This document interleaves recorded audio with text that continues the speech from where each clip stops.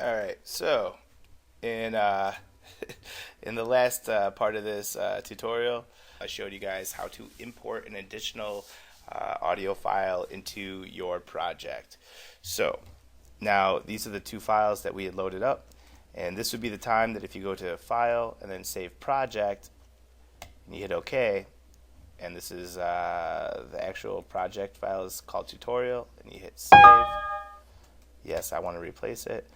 When you go to File, when you open up Audacity later on, you can go to Recent Files, and then one of the recent files is tutorial.aup, which is the Audacity project file, and you'll be able to bring up these two files at the same time, this project. So that's the point of having projects.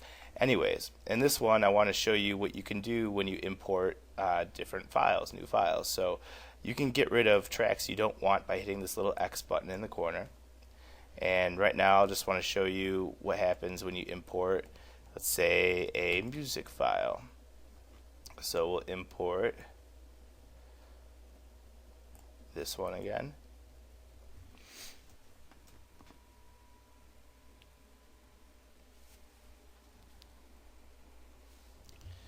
And we'll go to View, Fit Vertically.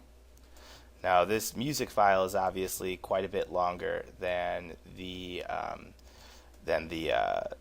voice part I recorded. So what you do to move it around is there's a different tool up here. So far we've only used the selection tool, but there's another one called the time shift tool, and you can click it. And then when you bring it down here, you can click and just move these things around. So it looks like there's I don't know. We'll just put it right here, just for shits and giggles, for no apparent reason right now, but just to kind of demonstrate my point that you can move it around. Now let's just try listening to what it sounds like when you play these two together. Okay, and then just a second or two is totally enough. Okay, obviously the music is too loud to understand what I'm saying. So what you need to do is lower the volume of the music. Now, the best way to do that is go back up here to your little tool area and click the envelope tool. Okay? And the envelope tool allows you to change the volume of certain parts of the file.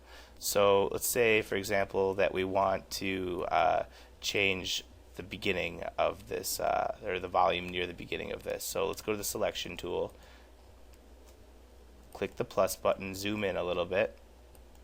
Okay, and now that we're here, let's say that we want the music to stay loud or at full volume just up until my voice starts to talk. So what you do is you go to the envelope tool, bring it down, and there's a blue line right near the top. It's might be kind of hard to see, but if you click, you create a point, and you can move the point and shrink the volume up and down. Okay, so if you click it and you move the point there, and you click a second time, you can create a second point. And then when you move the second point, what happens is that the volume between the 2 points will adjust. So you can see, when you move the dots closer together, the volume goes down faster.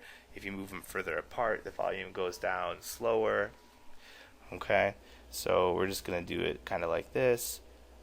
And then we'll create a third point near the end of this, and then a fourth point. And we'll move the fourth point back up so that the volume of the music goes up after I'm done talking.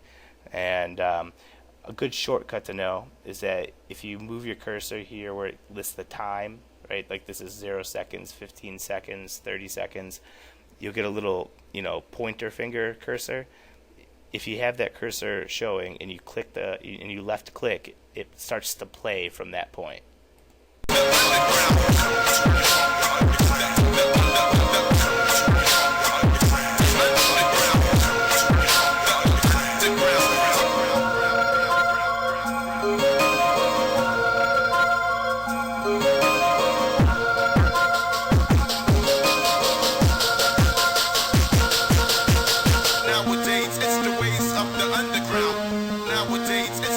Okay, and then just a second or two is totally enough, and I'll explain to you why we do that right now. So let me stop the recording.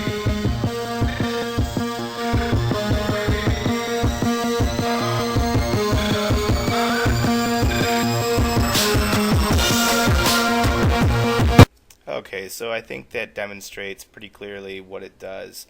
Um, I actually would prefer that it was even quieter, so I'm going to adjust these even quieter.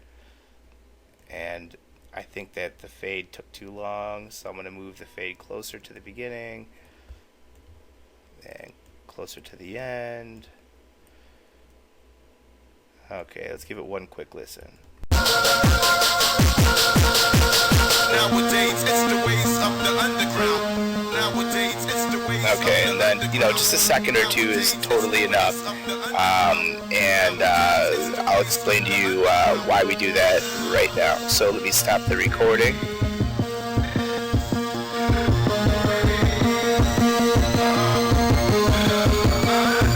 Okay, and that is a lot better in my opinion. One thing to note is that while it's playing up here, and you'll see these green bars bouncing up and down, you don't ever want them to have these little red lines at the end to pop up, or these lines to turn red. If it turns red, that means you're clipping and that you're sending too much volume towards your speakers at one time, and it'll end up sounding distorted. Clipping looks like this. And then, just a second or two is totally enough. And I'll explain to you why we do that right now. So let me stop the recording. Okay, and you can see at the end there, these little red bars showed up, and that means that you are clipping at that point in time, or that it clipped there at the end. So let me stop the recording.